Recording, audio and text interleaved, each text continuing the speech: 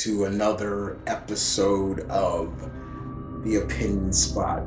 And today, on this episode of The Opinion Spot, guys, I gave you a list of my top five werewolf movies the first day. Today, I'm here to give you the other side of the coin. So if it was a coin, heads would be werewolf, tails would be vampires.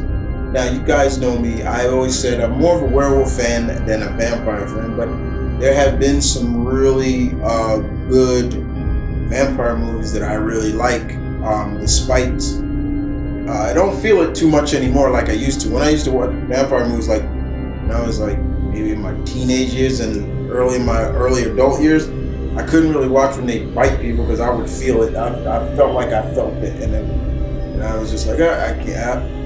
I'm feeling it again, but it's kind of past now. I don't feel that way. But yeah, I'm here to give my top five favorite vampire movies. There's been a lot of vampire movies over the years of cinema. Some big, some small, some from big studios, some from small studios. But the fact of the matter is, some of them tell unique stories. But the one thing that stays the same, they're blood-sucking fiends, in a sense. So you could kind of see where one of my favorites may come from. But yeah, man, I have a few, but I'm just giving you my top five. So let's get started.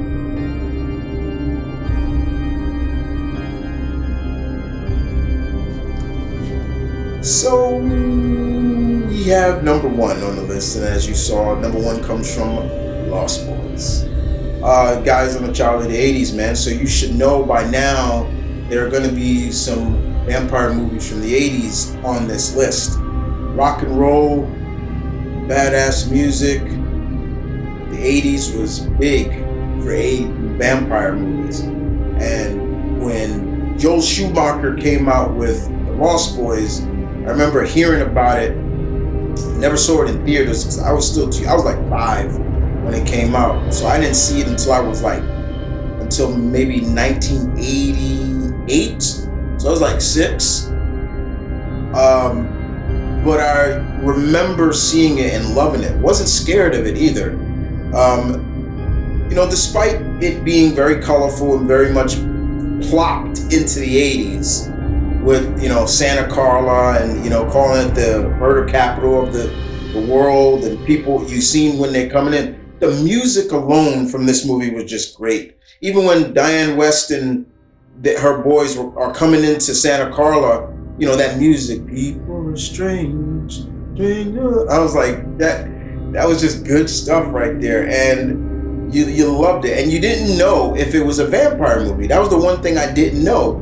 Even until I was a little older, until you saw, this had a young Kiefer Sutherland in this movie. I think he was just coming off of Stand By Me.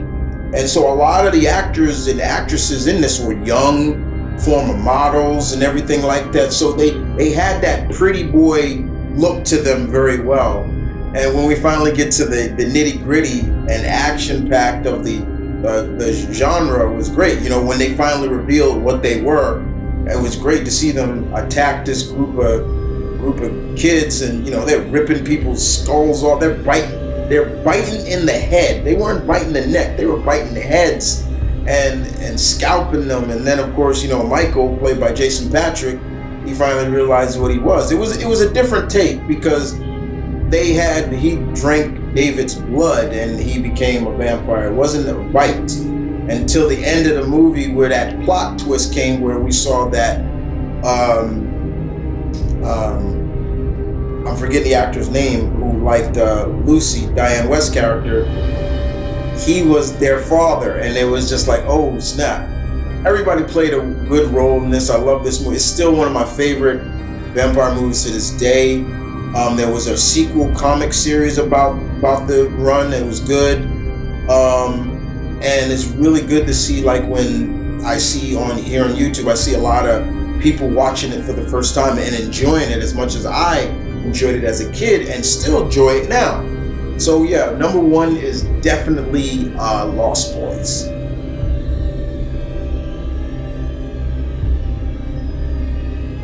Okay, number two on the list goes to Fright Night. This is another 80s vampire movie. This came out in 1985, but once again, I was about about 3 years old when this movie came out, so I didn't see this until I was about 6, 7, or 8 years old, and I liked it for what it was. The vampires in this kind of creep me out a little bit. They, especially the vampiress, the female vampires, they scared me. I mean, they're even the memes. There's even memes of them, especially I'm forgetting the redhead's name, but yeah, they look really creepy. If you've never seen Fright Night or saw the remake, it's basically about a boy who starts to suspect his neighbor is something more than what he is. He's also an actor. In the first one, Tom Holland directed and wrote it. And then, of course, they did a remake later on where the remake starred Colin Farrell and my favorite doctor was also in it as well. So it was a really good movie. It was action, very scary at times, especially if you're a kid and you're watching this. Yeah, this will creep you out. But it was fun. It was still fun. I prefer the original. The remake was not that bad, but it's the original that will always be better. And it's funny because I think it's Image or IDW are continuing the story of Tom Holland's Fright Night. It's actually really cool. I actually find that really cool that they're doing that. Fright Night makes number two.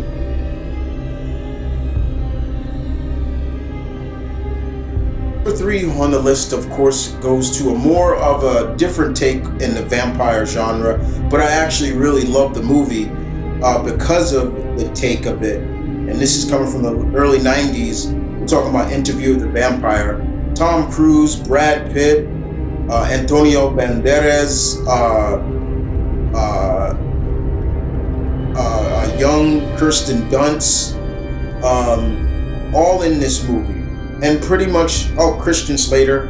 So basically in this movie, if you've never seen it, I know there's a TV series on AMC about it as well. But for anybody who's never watched this movie, basically this is a movie about basically a vampire. Brad Pitt's character, I'm forgetting his name off my top of my head, but he is chronicalizing his life as a vampire to this journalist, Christian Slater's character. And I remember when he first came in, he's just showing a little bit of the power of the vampire. Like Christian tried to run, and he's right behind him, just showing the speed of a vampire and things like that. And he's telling him, "I won't hurt you," and everything like that. But he's telling the story, and you chronicleize this gentleman who started out human, was turned, and it's all about the turmoil of and the curse of being a vampire, because not everybody wants to be one. But you're just seeing once again why a lot of people, when you guys ask me, vampire or werewolf, what would you want to be? And I always say werewolf, because I really wouldn't want to be a vampire. And you see this in this movie, just seeing how Tom Cruise is really kind of enjoying who he is, and Brad Pitt's character is really reluctant about it. He doesn't want to turn anybody. And there's one time where he sees Kirsten Dunst's character who is dying, and he bites her and turns her into a vampire. And you just see she's gonna spend most of her life as a child, and she goes through what she wants. She wants a mother. She wants this, and it's heartbreaking to see what goes on with this. And you really get to see how he survives the centuries. Throughout the century, I mean, there was even one point where you see him at a movie theater watching Superman. He's telling this story, and you really feel bad for him. He never fed off of people. He would eat rats. He would be in the sewers eating rats. That's how he survived. And once again, it was a point of view where I looked at it and also said to myself, thank you for putting this, because I always looked at it like, why human blood? Blood is blood. a vampire could survive off of any creature's blood, like so, and he did. He survived off of rat blood and animal blood. So yeah, it was something I really enjoyed. And at the end of the end of the movie, I found it's just really stupid on Christian Slater's part, like kind of wanting to be one himself. And I'm like, did you not hear what this guy went through? And this is the same kind of shit that you're gonna go through. And we see at the end he does get attacked by Tom Cruise's character at the end, and it's just like, yeah, you stupid. Like, but yeah, this was a really good movie. It is one of my favorite vampire movies because it tells the opposite sides, the darker side of being a vampire. If you think being immortal and not really being able to die and eternal youth and stuff is going to be graceful and that's the rewards, well, here's the curses about being a vampire, and I really like that. I thought it was really good. Yeah, so number 3 is Interview with the Vampire. I have not watched the TV series, but the movie I love.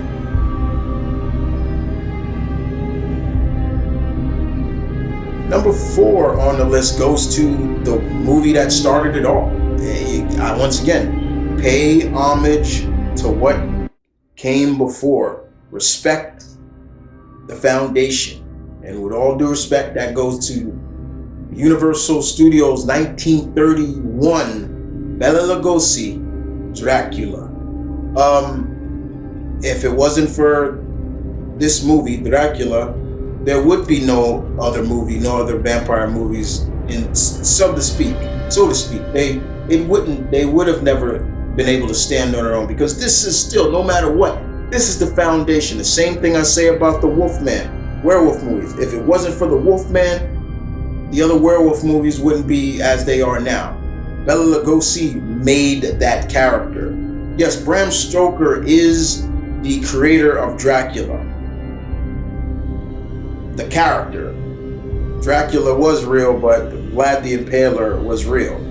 But Bram Stoker, so shouts out to Ireland, hey, no matter what, Ireland, y'all can hold that like we created Dracula, because you did. Bram Stoker was an Irishman. Let's get that straight.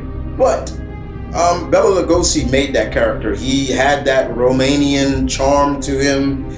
That whole I am Count Dracula. I mean, that came from him. Anytime you see Dracula or vampires speaking with a very European accent, it's because of Bela Lugosi. He really made that character. And even though the movie itself is good, but also it ends very like, that was it. It still holds up, and it still is, to me, the foundation of vampire movies, in my opinion. And that's why it's on my list. You got to show respect for what came before. And like I said, Bela Lugosi, he made that character. He made Dracula.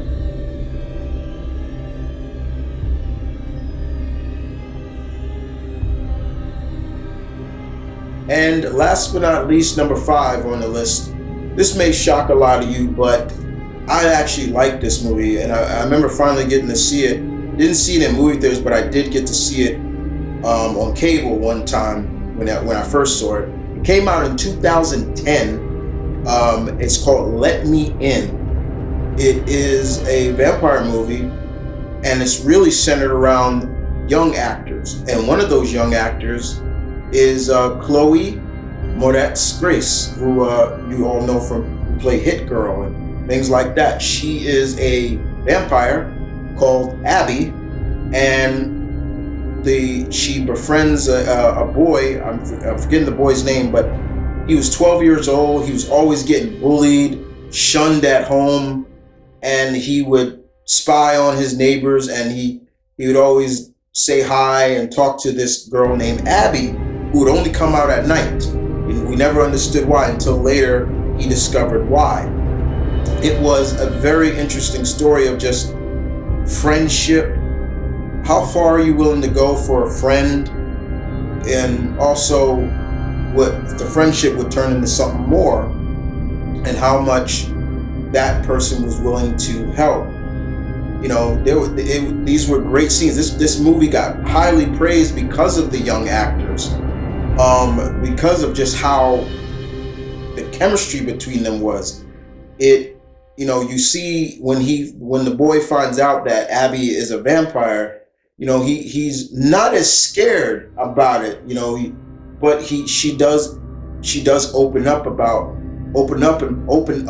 it to him, and she does do some things to help him. Like there was later in the scene where school bullies that would bully him tried to drown this kid, and she came and decapitated them, and they both ran away. And it's a love story, but it's also a story about friendship. And are you is she truly a monster, or can she not help what she is? Because even when she hurts people, she really feels bad about it, and you saw that throughout the movie. She really felt bad. I mean, like, for example, another one of the main actors in here was Elias Coty. For anybody who doesn't know who that is, that's the actor who played Casey Jones in the Ninja Turtles movie. He was a detective in this, and she ended up killing him by accident, by default, and she felt bad about it. But yeah, this was a really good movie. It's a different kind of vampire movie, but it makes my list. If you never saw it, I do recommend it. Go watch it, because Chloe was really good in this movie. She really did her thing, and I wasn't surprised, but yeah. So there you guys have it. Top five of my favorite vampire movies. Now, some of you probably are like, Chris, where's Underworld at? How come Monster Squad wouldn't? Now, if I was doing the top 10, yeah, they would be on the list. I love Underworld. I wouldn't say I didn't mind the Lost Boys sequels, but it's really the first one that matters to me. I didn't mind the sequels, but they weren't up to par. There are a lot of other vampire movies out there, but you got to also remember, also respect to Christopher Lee, who held it down as Dracula too. Got to give him Blackula, all those great. Like I said, if I was doing a top 10, you would see these movies. But yeah, also got to remember, like, and even in the 80s, there were a lot of comedic vampire movies, like My Best Friend's a Vampire, Once Bitten. And don't get me wrong, I like those movies, but I always find it kind of weird sometimes when you make a comedy about a creature of myth that is very dangerous, or things like that. I always find it kind of weird at times. Don't get me wrong, I like those movies, but I would find it kind of weird. So guys, you tell me, what are some of your favorite vampire movies? Do you like vampire movies or not? I'm looking forward to hearing you. But this was definitely a part of my for Spooky Month. We are nearly at the end of October, and Halloween is coming up. So I always try to do something for the month to kind of represent Halloween, and here we are this time. So if you haven't checked out the first part to this, go check out episode 383 of The Opinion Spot. That's all werewolves. This is 384. It's all about vampires. I saw a comment, someone saying, what about slashers and hack and slash? Maybe. I'm not sure I'll do it. But this is what I had planned, because when you think about creatures of myth, of horror, you always think vampires, werewolves right from the start. Outside of that, you guys take care. Deuces.